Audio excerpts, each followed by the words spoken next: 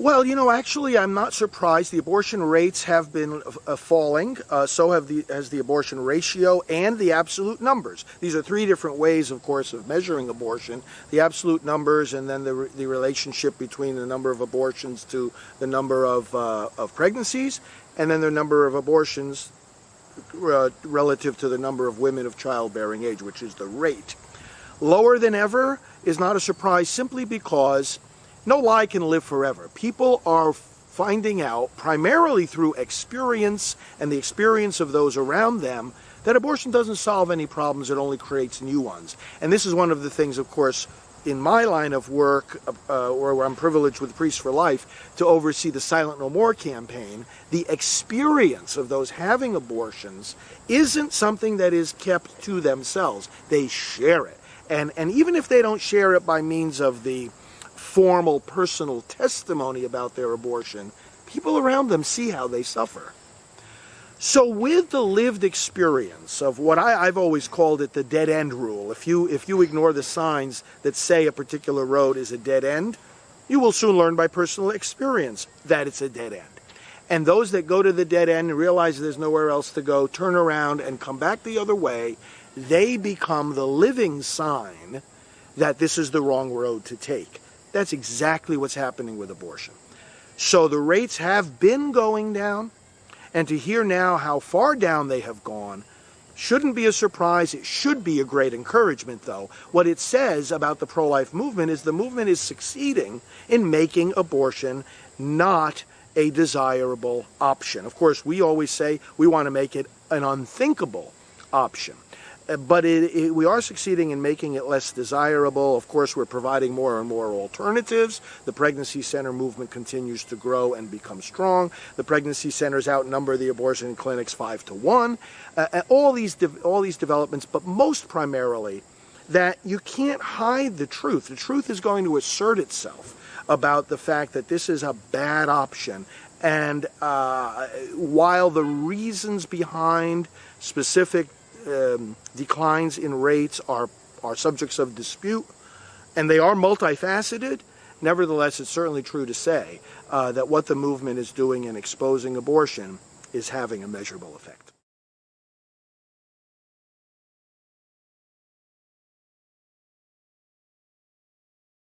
Well, in fact, as we are having this interview, I'm on my way to South Bend to go to that particular facility that this now deceased abortionist was operating out of, and to talk with some of the local attorneys and other people responsible for what needs to happen next in terms of giving a proper burial to these children and conducting whatever investigations have to be done. But again, I have to say, as someone who has, in conjunction with various pro-life organizations and other leaders, investigated the abortion industry for decades and really looked deep inside of it, we are not at all surprised by this. We have seen this kind of thing before, because the abortionists they're deeply damaged. And the fundamental damage that is done to any man or woman who performs even a single abortion is that they are dehumanized. You can't dehumanize these babies without dehumanizing yourself. And so your response to the dignity of another person, your instinctual reverence for life, is diminished, it's weakened, and it is submerged under the lies that you tell yourself to justify abortion. Sadly, what that ends up doing is leading to bizarre behavior like this. Here's a man keeping these bodies in his own home. His own family doesn't even know about it. What is he doing? Why is he doing it? It's a sign of the dehumanization of the abortionist. We have stories, for example, from inside the abortion industry of these people not only hoarding these bodies, like we saw with Kermit Gosnell as well, but playing games with them. Playing games in the hallways of the abortion clinic, games of catch with the bodies of these babies, even games of wishbone, tearing the babies apart. These people are deeply damaged, and when they devote themselves to killing human lives, that just doesn't fit into the human psyche, into the human heart. And when you try to make it fit, the human psyche is going to rebel. And you're going to see these kinds of bizarre behavior that we have seen with this particular abortionist. Well, Mayor Pete Buttigieg has a lot of issues, a lot of problems, and one of them, I mean, I just saw his quote about he finally spoke up about this particular incident, and his quote is very revealing because he said, this is disturbing, it's unacceptable, but then he goes on to defend the legality of abortion. Well, if it's unacceptable and disturbing, why? If it's okay to kill these bodies, why is it disturbing and unacceptable to find them? And this is what the supporters of abortion have to wrestle with. When people like Buttigieg and all the Democrat candidates for that matter, and the Democrat Party itself, get so solidly behind the idea of abortion on demand, the way they do it, the way they articulate it, is to talk on an abstract, conceptual level. They'll talk about constitutional rights, freedom of choice, reproductive justice, women's health, etc. What they do not talk about in the context of abortion is what abortion actually is. You don't hear them saying dismemberment, decapitation, arms, legs, heads, skulls, blood, flesh, bones. These are words they don't use. In the abortion medical textbooks, you will see those words because this is what the abortion procedure actually is. So people like Mayor Buttigieg and these other Democrat candidates, they do us no favors in trying to justify abortion in the abstract. But then what when what it actually is comes to light to the public, they say, "Oh, how terrible this is." That's hypocritical. It's terrible when you see these bodies in the home of an abortionist because it's terrible that they were killed in the first place.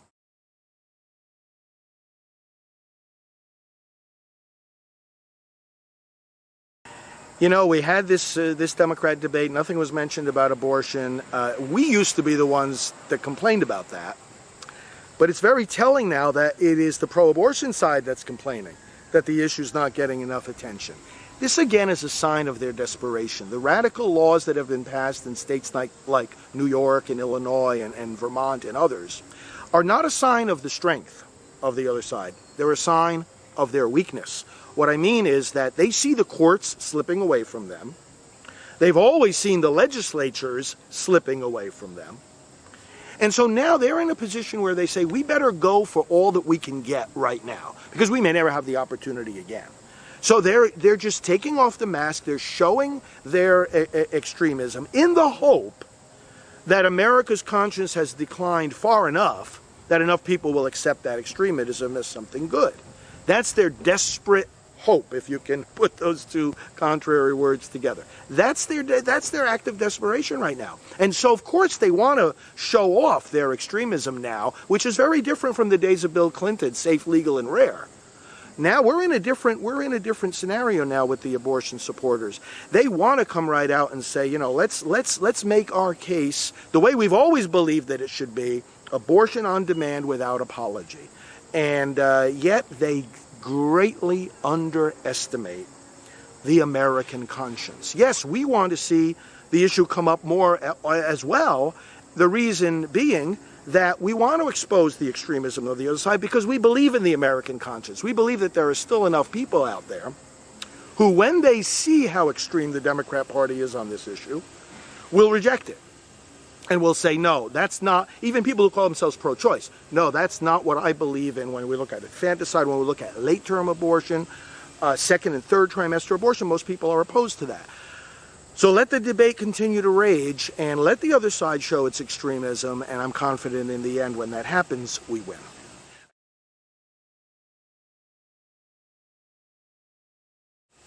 It is certainly interesting, first of all, that Kamala Harris was the one who, as Attorney General of California, prosecuted David Daleiden and the other pro-life people involved.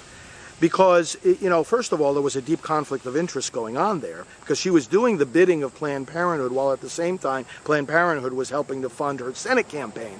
And I think people need to challenge her at this point with that particular conflict of interest. But beyond that, the point that we should see here is, yes, The other side is not content with having abortion legal or having it as a choice. They want to take away our choice to fight it, and they want to take away our right to even be pro-life. As extreme as that sounds, this is the way that they behave, because ultimately this is a business, and anything that we do in the pro-life movement to succeed, whether it's the success of a pregnancy center or a pro-life law or just the pro-life message being understood by the public, anytime that any of that succeeds, it cuts into their business. And that's why they are so ruthless in trying to shut us down. And we would see more of this if the Democrats gained power.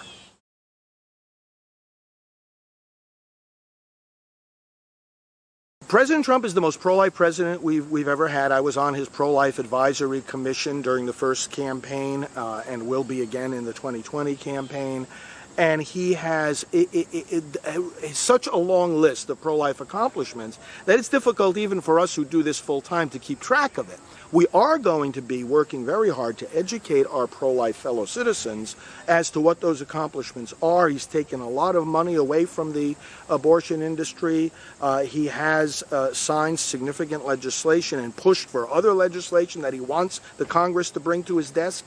And he has transformed and continues to transform the courts, having appointed not only 2 Supreme Court justices, but over 150 other federal judges who will be on the courts for life as pro-life. So this is extremely significant, and that's just to hit a few of the highlights of his many pro-life accomplishments as president. So without a doubt, he has fulfilled what somebody told me during the 2016 campaign, as I say, when I was involved with this pro-life coalition. One of his advisors said to me, if he's elected, he will do everything that past pro-life presidents have done and more. And that has proven true. For example, Mexico City policy, he didn't just reinstate it, he expanded it so that it covers more government money, protects more of our taxpayer dollars from going to abortion overseas. The and more has proven true in all the different areas of his pro-life activity.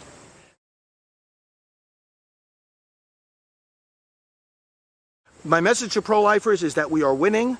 Intensify your work, your commitment to this cause, because there is nothing more fundamental than fighting for the right to life, and it is the unborn who are most directly targeted now by the attack on life. They are the ones who are the most defenseless. So abortion remains, in the United States and in the world, the #1 moral issue. It is not climate change. It is not immigration. It isn't even terrorism. The #1 moral concern is and must be abortion, because that is where we are attacking the absolutely weakest and most defenseless human beings, and where we are destroying human relationships in a way that nothing else does, because it's attacking the very heart of the family, the very heart of the relationship between a mother and her child. You destroy that, the species cannot survive. Pro-life people, be encouraged, and keep in mind the words of John Paul II in Evangelium Vitae. He said, when the state legalizes abortion, the disintegration of the state itself has begun. That tells us this is not just one issue among many issues. It's the foundation of everything. And therefore, pro-life people, never be ashamed to be called anti-abortion. We are anti-abortion, and we should be as proud of that as we would have been to be known as anti-slavery if we were living in the days of the slave trade. And never let anybody tell you that you cannot focus on this as your #1 concern. And even, as I'm privileged to do, devote yourselves completely to ending abortion on a full-time basis. I encourage those who have the opportunity to do that and who feel the desire to do that to, in fact, say yes and do that.